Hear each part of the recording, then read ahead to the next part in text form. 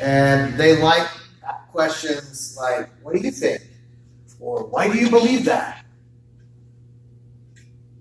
Or how do you know that your viewpoint's the right one? Right?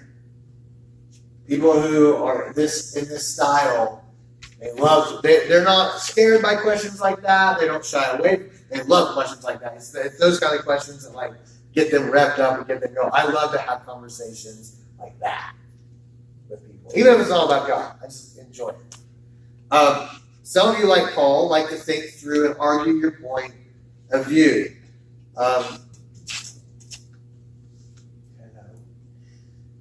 So far, you may have never done it with like sharing the faith. You may have never done it in witnessing. Even though this might be your personality style, you may have never used this in presenting the gospel, but you can. You can, and you can learn how to. And that's in the following weeks. If this is one you scored high on, then we're going to look at how you can develop this personality into a evangelistic style as well. Did anyone score high on this one? It was one of my secondaries. Do what? It was one of my secondaries. It was one of your secondaries? Jessica and Rocky would be in there. I think so. Yeah. It was my second. Is your I'm not surprised at all. Is your My second. Your second one. I'm very much that way. Do what? I'm very much that way. Yeah. Well, the thing is, here's why this is so good.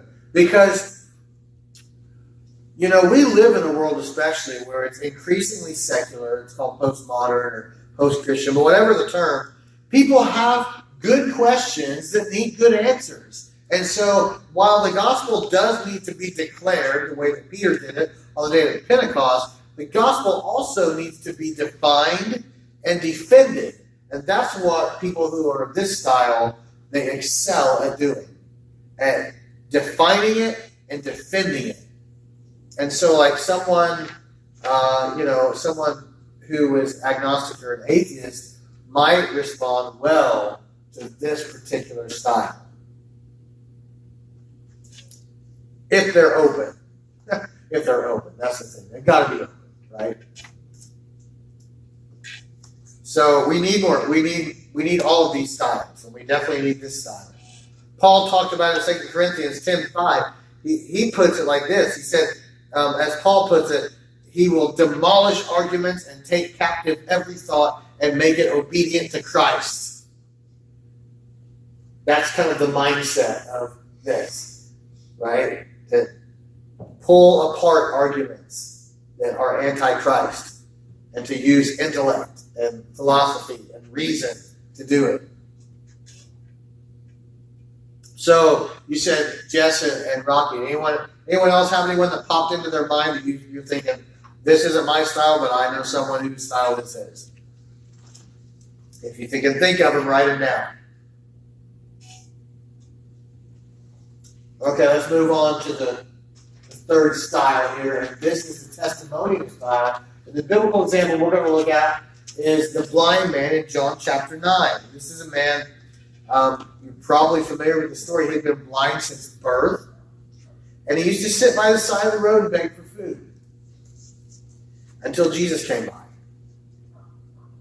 And Jesus healed him. And for the first time in his life, this guy could see. I cannot even imagine what that would have been like. I mean, to have been born blind. Try describing the color blue to someone, Try describing what light looks like to someone who has no concept of it. Or what water looks like. I mean, just to have gone your whole life and never seen him, then all of a sudden here comes Jesus. And he's never seen Jesus. He can't see him, of course. But he must have heard people say, this guy, he heals blind people. He makes blind people be able to see. And so he cries out, and Jesus heals his eyes. And this guy, for the first time in his life, can see. He can see colors. He can see light. He can see shadows. But before he had a chance to even blink, he found in himself being questioned by the religious leaders who didn't like Jesus. And they're trying to entrap him, and they're trying to get him to say something that they can nail Jesus on, that they can get Jesus arrested with. And he didn't know the answers to all their questions. So they kept asking him. They wanted details. Like, who is this? Who is this? And, what's he done? And he's like, look, I don't know. All I know is I was blind, and he touched me, and now I'm not blind anymore. That's all I can tell you. That I was blind, Jesus touched me. I don't know anything about his past. I don't know anything about his family. I can't answer you all these genealogical questions or philosophical or theological questions about what he thinks or what he teaches or what he, has done before he came to me. But I can tell you what he did once he came to me. He made me see.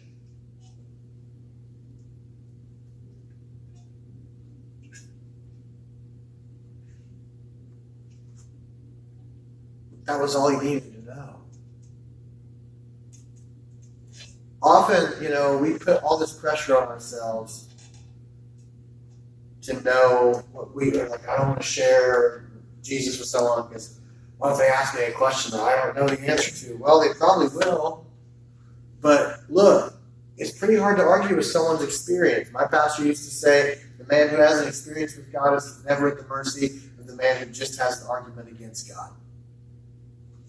This man had an experience with God, and all the arguments in the world from the Pharisees couldn't change the fact that when he woke up that morning, he was blind, and after he encountered Jesus, he could see. All their arguments in the world couldn't change that.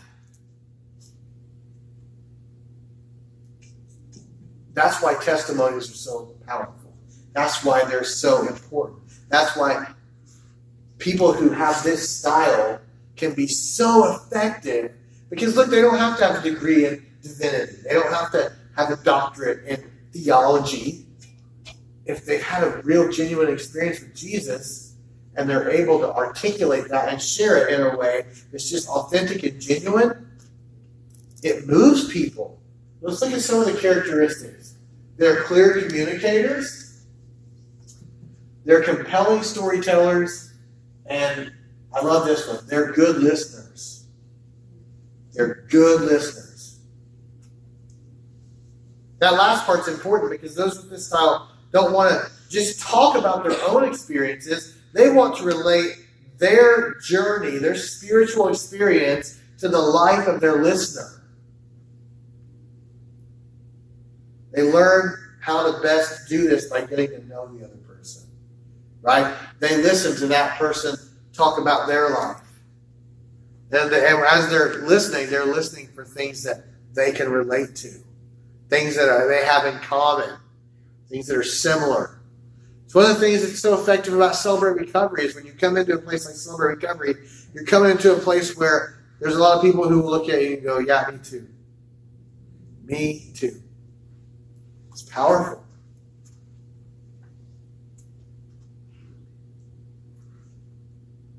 So, and this is something that we can probably all learn from, is that before we start sharing our own story, we listen to the other person's story. Find out what's going on in their life. The truth is, you might be the only person who's really taken a genuine interest in their life in a long, long time. And do you know how good it feels to someone who feels like no one's interested in me? How good it feels just to have someone say, I want to hear about you. Tell me what's going on. Tell me what you're feeling. Tell me about when this happened.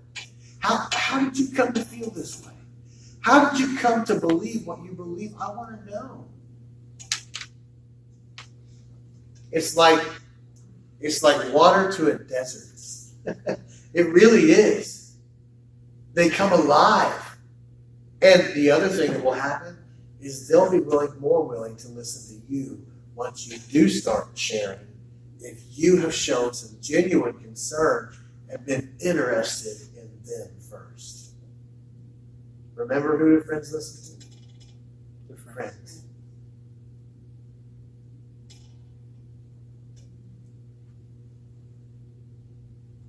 So, obviously, all of us, as followers of Christ, have a story to tell. Each one of us. We may not have this personality, or this testimony, or this style, but we all have a story to tell. If you've been saved, born again, you have a story. You have a testimony. But some of you, like this blind man, you're especially made in a way that you are meant to communicate that story over and over and over again so that others can experience what you've experienced with Jesus. And it may not, to you, it may not seem as dramatic as the blind man who Jesus healed and now he can see. But if Christ has made any difference in your life at all, you've got a story to tell. I'm not even going to ask the question because I know what the answer would be, but if I were to ask, has Jesus made a difference in your life? If he has, raise your hand. I know you all would raise your hand. Jesus has made a difference in your life in some way. And maybe not. Maybe today you're not feeling like Jesus is making a particular difference right now in this moment as we see here in the sanctuary. But when you think back over your life, when you've had struggles, when you've had trials, when you've been down, when you've failed, when you've been sad, when you've been hurt, how Jesus has made a difference. When you suffered disappointment and loss, Jesus has made a difference. When there were things that you couldn't overcome on your own, Jesus made a difference.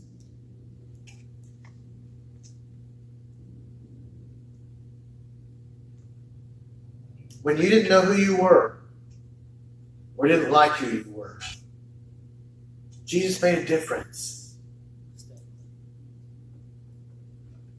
You've got a story to tell. It's compelling. And it's every bit as vital as the blind man in John chapter 9. Someone out there needs to hear your story. Someone needs to hear how Jesus has made a difference in your life. They don't need you to be able to preach a sermon to them or be a master scripture quoter. They don't need you to have all the answers to every question that they've got. What they need is to hear how Jesus has made a difference in your life.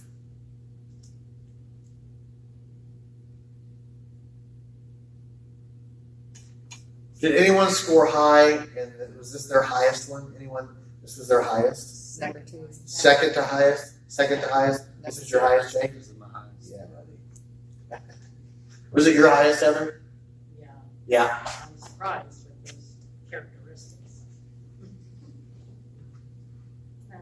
I think you're a compelling storyteller. You do? I do. Yes. You're very interesting. I feel very bored. You're not. You're not. You think what? You're boring? Oh, honey, you're anything but boring. No, she's Are you kidding me right now? You are the opposite of boring. right. Well, thanks. All right, so who scored high on this? Raise your hand again. Everybody look around. Okay, that's good to know. If you meet someone who needs a good testimony, who would respond well to it, that's who we need to go to. And did you think of anyone else who you wrote their name down, who you feel like fits that description? That you know that may not be here tonight? Write their name down I too. think Hope. Hope? Yeah. I think Dawn. Dawn. Yes. Did you score high on this one, Dawn? That was my number 2. It was? Okay. Not surprising. Okay, let's look at the next one. Interpersonal side. We're going to look at the disciple Matthew in Luke chapter 5. Of course, Matthew was called Levi before he was called Matthew. He was a tax collector. He became a disciple of Jesus. When he realized his tax collecting co-workers also needed to know Jesus, what did Matthew do? Anyone remember what Matthew did?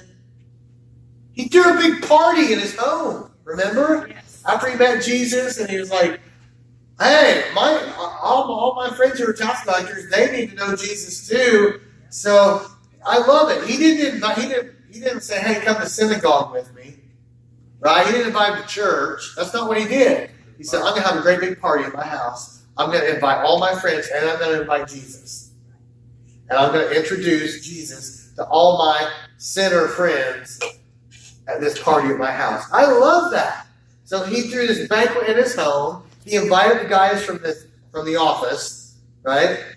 As well as Jesus and the other disciples.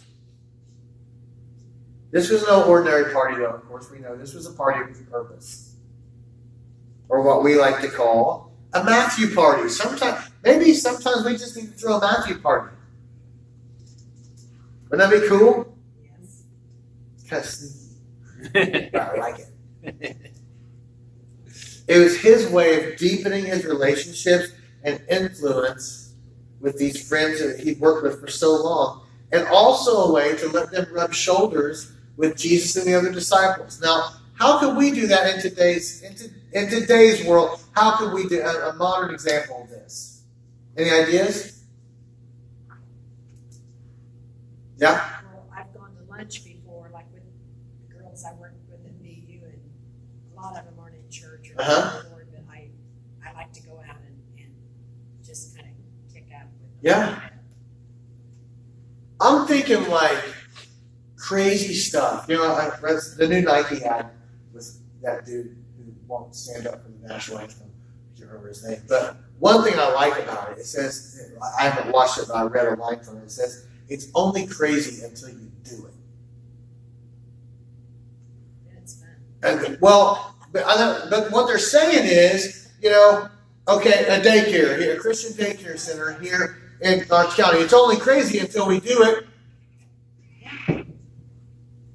Or a Matthew party. Let me give you my version of a Matthew party. This is something I'm thinking about doing. So you'll all be getting invites. I'm thinking about having a big block party before the year's out and inviting my neighbors. I've got neighbors on the side behind me, and a lot of them don't go to church anywhere. Some of them do go to church. I'm not going to try to get them to come here because they're happy where they're at. But I've got a lot of neighbors that don't go to church anywhere. And I'm going to invite them over. We're going to have a block party. But I'm also going to invite all my friends from church, too. See, that's what Matthew did. He invited the guys from the office who didn't know Jesus, but he invited his church folk friends too. Because he had a purpose. He was trying to help them build a bridge there, build some relationships. Now, how many of you got neighbors that don't know Jesus? I bet everyone's got neighbors that don't know Jesus. We all like to have cookouts, right? Have a big cookout, have a little bar, or in the South, I call it barbecue up here. I call it cookouts in the South. Have a little barbecue, invite your unsaved neighbors, invite your saved neighbors too. But do it with a purpose. Be strategic about it. We like to have some luncheons out of the camp when we get more Yeah. men in there, and they can share their testimonies. Because people have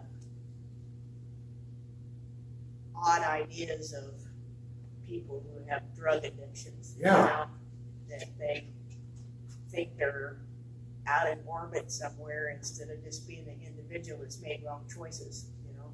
Yep. Well, kind of what you guys do have started is your second year this year. Faith Fest. Yeah, I mean that you see all walks there. Yeah. Too. Yeah, it's a big deal. So all of us can learn something from this because all of us, no matter what our style is, even if this isn't our style, we all need to build relationships with those that we hope to reach, right? Remember we say, friends listen to friends. In fact, even though all the styles can be used in lots of different ways, in lots of different settings, generally speaking, almost all of them are most effective within the context of some sort of relationship. They don't have to be your BFF, but some sort of relationship. With maybe the one exception of the direct style where we see like Peter on the day of Pentecost But even the direct style, there are situations where you would need a relationship with that person, right? So those with this interpersonal style, they specialize in this. They're super good at it, and it just comes really naturally to them. They enjoy it. They don't have to. They're like super creative when it comes to like thinking of ways to do it, and they tend also to go deeper with people and are able to utilize that trust, to capitalize on the trust that they build to influence these people to come to Christ. So let's look at some of the characteristics here on this one. They're relationally warm. In other words, they're just kind of like, have a warm personality. They're loving. They're conversational, good talkers, good listeners, and they're friendship oriented.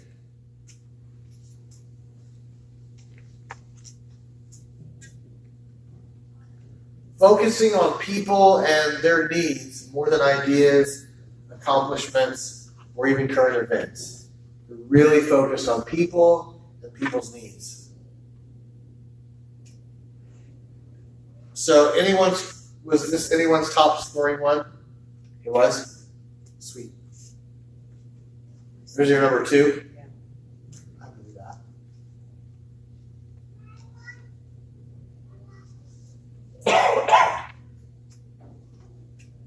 Just remember, as you build these relationships, and I believe that as we move forward the next few weeks, that God's going to allow you. I'm praying for all of you that God sends people into your life that you begin to build relationships with. By the way, did anyone go to a bar since Sunday? I can't. Oh, you can. Yeah. Okay. I went to one. Were you not in here Sunday morning? I told them to go to a bar and meet some non-Christian people. I asked them how many non-Christian friends they had. And people said they didn't have any. I said, well, go to someplace where there's some non-Christian folks and make friends. Start to make friends with people. I said, if you're an alcoholic, don't go. Because, I went for Faith Fest. Huh? I went to several for Faith Fest. You did? I eat the pork, so, about once every 2 weeks I eat the pork. They got good catfish. I called him up and said, you hear people tell you that I've been bar hopping. I have. I got a text from Betty one day. She said, if someone tells you I'm bar hopping, just know that this is why. I saw the villager's car. First, yeah. Next day she was like, All right, the next style is the invitational style. And the example here that we're going to look at is the Samaritan woman in John chapter 4. Jesus, of course, if you're familiar with this story, we know that Jesus broke every rule when he talked to this woman. Every social custom of the day was broken because Jesus decided to talk to this Samaritan woman who was drawing water from a well.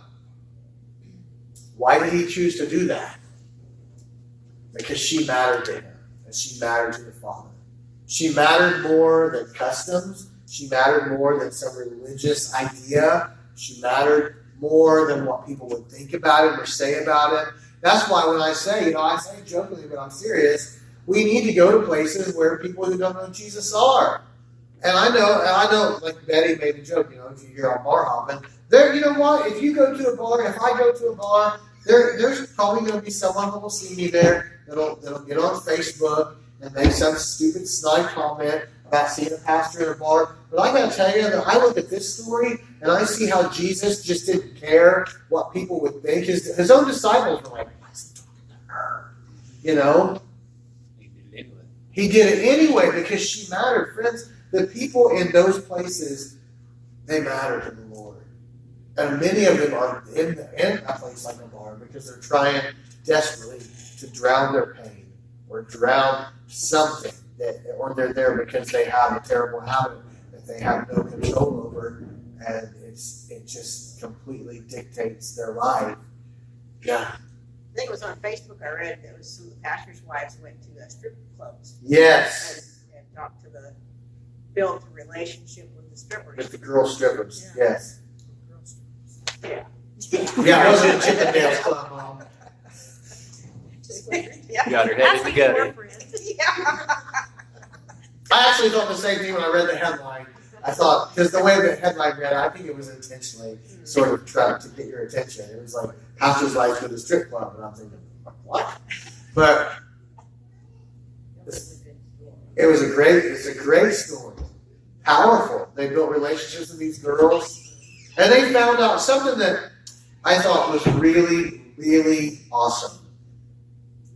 They said, it was one of the pastor's wives that was speaking afterwards. And she said, we found out these girls are just like us. They have the same hopes and dreams and fears that we have. They're just people. They're just people trying to do the best that they can with what they've been given. And a lot of them are embarrassed that they're there. But they're just like us. And guys, when we go out into places and we meet people who don't know the Lord, what we're going to find is they're like us. We have a lot more in common with them than we think. You may have never taken a sip of alcohol, but I promise you, you have a lot in common with alcoholics or drug addicts. They're people. They're people with hopes and fears and dreams, and they love people, and they want to be loved. You know, they want to belong. They want to feel valued. All the same things that we want. All the same things that you want.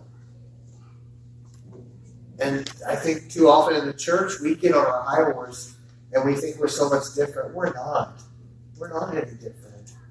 And if we can connect with people on a level that says, you know what, we have so much more in common than different. And one thing that we have in common is that God loves us both. Even if you're a mess or I'm a mess, God loves us both. He's for us both. Yeah. Samaritan woman. Do what? Samaritan woman. So the Samaritan woman, right.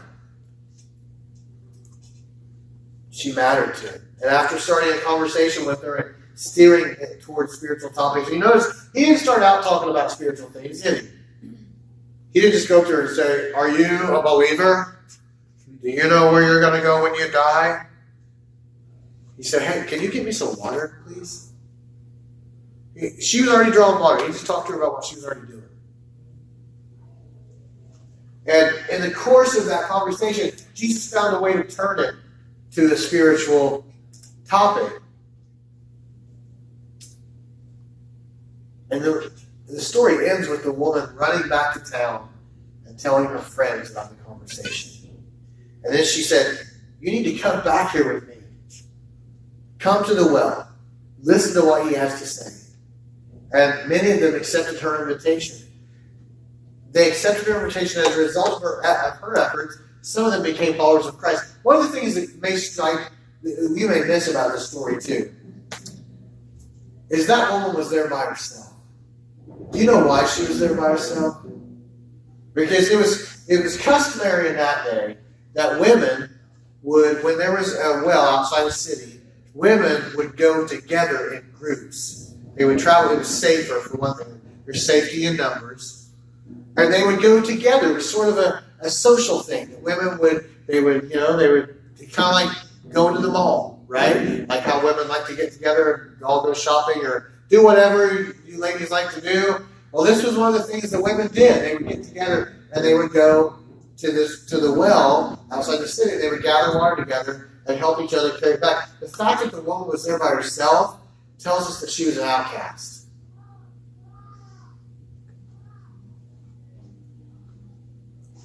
So Jesus chose an outcast to go, and he accepted her, right? And then she, in turn, was used to bless her whole city because she went back and invited them, and a bunch of them came and met Jesus. The outcast. The outcast. I love that. It's easy to miss that in that story unless you know the cultural context of, the way that culture worked. Jesus used the outcast. He loved her. He pushed right past every accepted social norm. She mattered. I've shared this with you before, and I've actually shared it wrong, so I'm going to correct it. But George Barna, who, if you're familiar with him, he does like Gallup polls and Barna polls.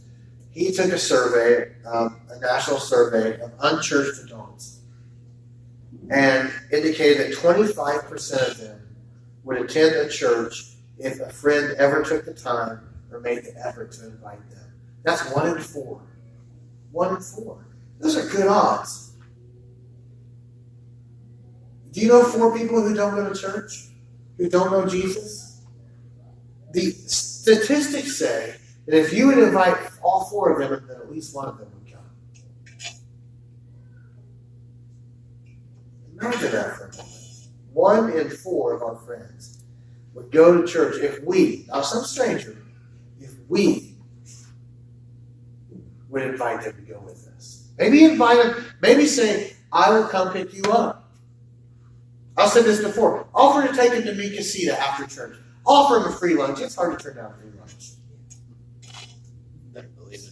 You say, I'll take, if you'll let me come pick you up for church, I'll take you out for lunch afterwards, if you'll let me. Yeah. My mom used to bribe her son-in-laws that didn't go to church with fried chicken. If they'd go to church with her, she'd have fried chicken at the house. They all went to church. I'd be going to Fried church. chicken. We could all, even if this isn't our style, we can all become inviters in this way. It's something we could all do. So let's look at, we're going to wrap up here tonight. Some of the characteristics. They're hospitable, they're relational, and they're persuasive. They're relational in a way that it's like they're continually widening the circle of new friends. You know anyone like that where they just never meet a stranger? Like no matter where they go, like they're just comfortable talking to anyone. Yeah. You, Heather. This is not within my strong thing, according to this. Did anyone score high on this one? This was my 3rd one. He's looking at me and saying that's you. It was my lowest. It was my lowest. It was my 3rd. It's your lowest, Heather? Now here's what's interesting is if that's your lowest, but based on a lot of unless I've been misunderstanding, but based on a lot of your stories about you, like your attempts to share your faith, it sounds like this is what you've been trying to do, right? Yeah. Does that give you some insight there? If you scored lowest on this, but this is the style that you've been trying to do, maybe this is going to help you. You follow what I'm saying? Might need another style. Yeah, Might need to try. you know what? You might need to try a different style.